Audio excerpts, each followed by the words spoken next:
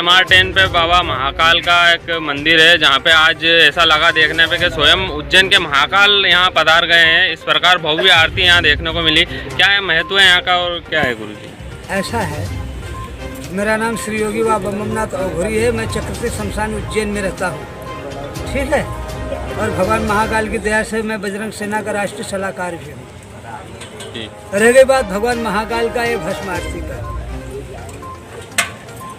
तो हमने 16 साल भगवान महाकाल का तपस्या किया। 17वां साल चल रहा है। 17 साल से कंटिन्यू भगवान महाकाल की तपस्या हमने किया और आज भी कर रहा हूँ। भगवान महाकाल की असीम कृपा थी, कभी मुझसे गैर हाजिरी नहीं दिया किया बाबा ने। और असीम कृपा है कि मैं उसकी कोई कल्पना भी नहीं कर सकता और उसके पास बोलने का मेरे पास कोई शब्द भी नहीं है कि भगवान महाकाल ने मेरे ऊपर कितनी बड़ी दया कर रखी है, कितना बड़ा आशीर्वाद है, कितना बड़ा उनका मेरे ऊपर प्रकोप है कि मैं कुछ नहीं कह सकता। मेरे पास कोई कल्पना ही नहीं है। लेकिन अचानक मेरे साथ लोगों ने छल कपट धोखा कर, या भगवान ने किया, मानव ने किया, वहाँ के लोगों ने किया कि 6 अप्रैल को मुझे थोड़ा खांसी हुआ और मैं पूजा वूजा करके भगवान का आरती उरती करके अपने धुने पे आया। तो वहाँ से एक हेरुआ पुलिस वाला आया, बोला कि बाबा आप जा करके जांच करवा लो, आपको खांसी आ रही, हो सकता है कि आपको कोरोना। हम बोला मेरे तो खांसी बहुत दिन से चले है, दुनिया की सारी डॉक्टरों से इलाज करवा लिया, ठीक है। नहीं तो बोला नहीं, आपको करवाना पड़ेगा। हमने बोला सारा कागज़ मैंने प्रशासन यानी जितने भी आशीष शर्मा सबको मैंने दे दिया, व्हाट्सएप कर दिया हमने। और इसके बाद मैं जांच भी करवा गया तो वहाँ कुछ निकला नहीं। उसने कागज़ पे दवा लिख करके दे दिया, बोला कि कुछ भी नहीं, आप जाओ। और मैंने चला आया। 7 अप्रैल को मैं जब गया तो वहाँ सारे कर्मचारी खड़े हो गए, बोले बाबा आप अंदर नहीं जा सकते हो। बोला ऐसा क्या बात आ गई भी? बोले ऊपर से हमको आदेश है कि आप एसपी से, डीएसपी से, कलेक्टर से और प्रशासक से, एसडीएम से बात करो। हम बोला यार ऐसी कोई बात तो है नहीं, हमने आज तक किसी ने रोका नहीं और आज तक किसी ने टोका नहीं, ना कोई बाधा आई। और ये तो सभी लोग मेरे सम्मान करते हैं और मैं इनका सम्मान करता हूँ।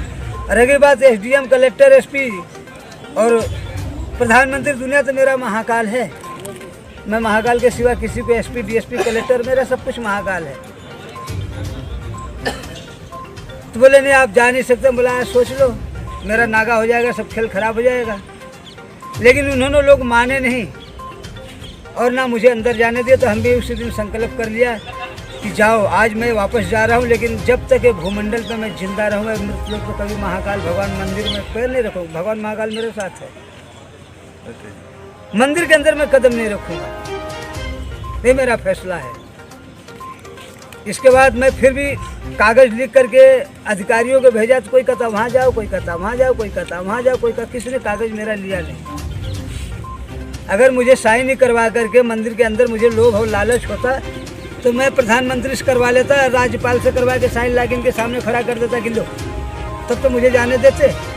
लेकिन मेरा संकल्प था जिस दिन मेरा नागा हो जाएगा उस दिन मैं फिर मंदिर में नहीं आऊँगा। वो तो बात अपनी जगह हो गई। दूसरी बात ये हुई कि सावन लगा, सारे कांवरियों का जल इन्होंने रोक दिया। बजरंग सेना भी आवेदन दिया, जो भी कुछ किया, और हाई कोर्ट में भी याचिका लगाई गई, लेकिन इन लोगों ने कोई सुनवाई नहीं किया। कांवरियों को कोई जल चढ़ाने का महत्व नहीं। जब 10,000 आदमी का आप दर्शन करवा सकते हो, क्या 500 कांवरियों का, 1000 कांवरियों को जल नहीं चढ़वा सकते? जो पैसा दे उसी का जल चढ़ाएगा, जो पैसा नहीं दे उसका जल नहीं चढ़ाएगा।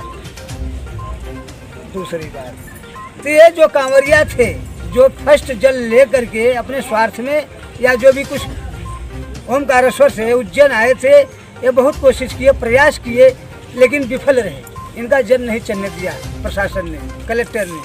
तो इन लोगों ने क्या किया, या इनकी मूर्खता समझो, या इनका प्रेम समझो, या इनकी सभ्यता समझो, ले जाके मेरे ऊपर जल चढ़ा दिए लोग। तो मेरे पास एक भगवान महाकाल का छोटा सा शिवलिंग है, जिसमें हमने भगवान महाकाल का दर्शन किया था। वह शिवलिंग में लेकर खड़ा हो गया, बोला भाई इस पर जल चढ़ा दो। तुम लोगों ने जल चढ़ा दे। फिर इसके बाद दूसरे दिन 30-35 कांवरिया फिर वही कर्तव्य किए मेरे साथ। मेरा दिल दुखी हो गया। इसके बाद 125 कांवरिया, जब 125 कांवरिया इंदौर का हमें आदेश किया तो संदेश भेजे, बाबा मैं कांवर लेके आ रहा हूँ, अगर महाकाल में नहीं चढ़ती तो कांवर का जल आपके ऊपर ही चढ़ेगा। हमने उन्हें रोका, हम बोला तुम लोग वहीं रुको, मैं आ रहा हूँ। फिर मैं उसी रात, रविवार का रात था, और हमने भगवान के लिए पंचामृत, दूध, फूल, बेलपत्ता जो भी कुछ था वहाँ तैयार किया। 51 लीटर दूध भी लिया, और मैंने चिता की भस्म उठवाई इंदौर से भी और उज्जैन से भी, और ला करके यहाँ पे भगवान का जल अभिषेक करवाया, पंचामृत स्नान करवाया, दूध से अभिषेक करवाया। फिर इसके बाद उन कांवरियों का जल चढ़वा के इसके बाद मैंने स्वयं दूसरा महाकाल को यहाँ तैयार किया, और उसी दिन से चिता भस्म, ओरिजिनल चिता भस्म, इसका महाकाल साक्षी की ओरिजिनल चिता भस्म का मैं श्रृंगार करता हूँ भगवान को। महाकाल में ओरिजिनल भस्म नहीं, वो धुने की भस्म चढ़ती है। लेकिन इंदौर वासियों का कितना बड़ा भाग्य है, सौभाग्य है कि आज इंदौर के अंदर माँ अहल्या की पावन पवित्र नगरी के अंदर स्वयं भगवान महाकाल विराजमान है। और नामकरण ही तो करना है, कहें लिंगम लिंगम सर्वलिंगम नमस्तुते, सारा लिंग एक समान है, अगर मानो तो देव नहीं पत्थर है। तो हमने भगवान महाकाल का नाम ही महाकाल रखा है, और मैं ला करके चिता भस्म उसी दिन से यहाँ चढ़ाना चालू करवा दिया। और ये भी फैसला कर दिया, निर्णय कर दिया कि जब तक मेरा जीवन है धरती पे, तब तक जितने भी कांवरिया आएंगे उनके लिए निःशुल्क सेवा पर्याप्त रहेगी। उनके लिए कोई चंदा नहीं, कोई रसीद नहीं, कोई दान पेटी नहीं होगी, पहली बात। दूसरी बात कि जो भी इंदौर में मुर्दे जलते हैं, चाहे प्रधानमंत्री का क्यों नहीं लाश जले, तो भी चिता की भस्म यहाँ के यहाँ चढ़ेगी। कहीं कोई दिल्ली से लाया, बम्बई से लाया, कलकत्ता, वो चिता भस्म नहीं चढ़ेगी। इंदौर के अंदर, उज्जैन के अंदर जो भी चिता जलती है उसकी भस्म भगवान महाकाल को चढ़ेगी, और खुले आम चढ़ेगी। ये नहीं है कि भस्म चढ़ा रहे कुछ, बता रहे कुछ। अगर भगवान महाकाल को भस्म चिता भस्म कहते हैं ना, लेकिन चिता भस्म तो चढ़ती नहीं। सारे बड़े बड़े बोर्ड वहाँ लगवा दो कि यहाँ चिता भस्म नहीं चढ़ती, भगवान महाकाल को कंडे की भस्म चढ़ती है, धुने की भस्म चढ़ती है। और एक लाउड स्पीकर वहाँ लगवा दो, सारे सब श्रद्धालुओं को कहो कि भैया यहाँ चिता भस्म नहीं चढ़ती है, यहाँ तो कंडे की भस्म चढ़ती है, धुने की भस्म चढ़ती है। लेकिन ये छिपा के क्यों रखे हो, गुप्त क्यों रखे हो? कहते हो चिता भस्म लेपनम, भगवान भोलेनाथ को तो चिता ही भस्म प्रिय है। अगर भगवान को ही प्रिय कुछ तो चिता भस्म और अन्न जल वस्त्र का दान, दोनों इनको प्रिय, सबसे प्रिय है अन्न जल वस्त्र का दान, की जो दिन दुखियों को, भूखे को अन्न, प्यासों को पानी, निवस्त्रों को वस्त्र दे। वही पूजा उन्हें पसंद है और भक्ति भी उन्हें पसंद है।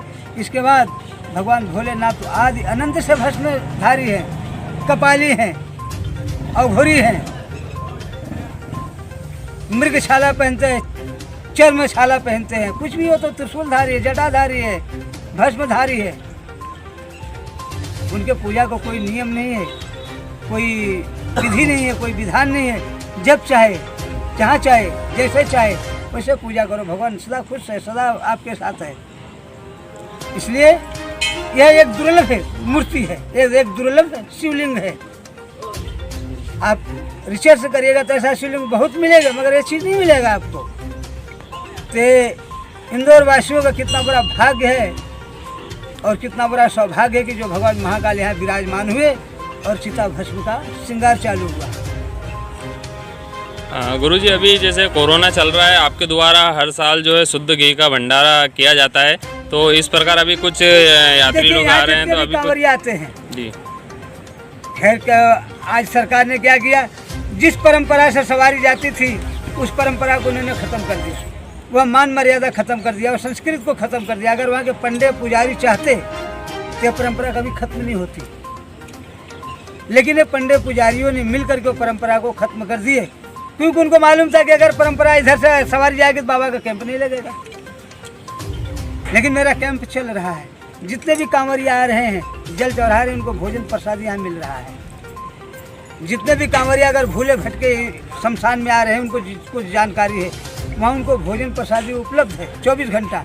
चाहे वो 12 बजे रात को आ जाएं, चाहे मुझे क्यों न बना के खिलाना पड़े। कांवरिया ही मेरी जीवन है। कांवरियों का महत्व मैं समझता हूँ, कांवरियों की मर्यादा मैं समझता हूँ, कांवरियों का दुख मैं समझता हूँ, कांवरियों की वेदना हम समझता हूँ कि उनके कितना कष्ट होता है, और कांवर लेके चलते तो उनको कितना कष्ट भुगतना पड़ता है। नंगे पैर चलते हैं, भूख प्यास में पड़े रहते हैं। ठीक है बच्चा, तो उनके लिए बाबा बम बम नाथ भगवान महाकाल के आदेश से, भगवान महाकाल के आज्ञा से ये बम बम नाथ 24 घंटा पर्याप्त है उनके लिए, कांवरियों के लिए। कब तक कि जब तक वो कांवरियों के बाना में है। कांवरियों का बाना उतार दिए, खेल खत्म उनका, फिर उनसे मेरा कोई मोहब्बत नहीं है। जब तक कांवरियों के बाना में है, अगर उनको एक मेरे कतरे खून की ज़रूरत है तो उनके लिए उपलब्ध है। जब तक मेरा जीवन है ये धरती पे, और न रहने के बाद भी उनके लिए मेरा जीवन उपलब्ध है।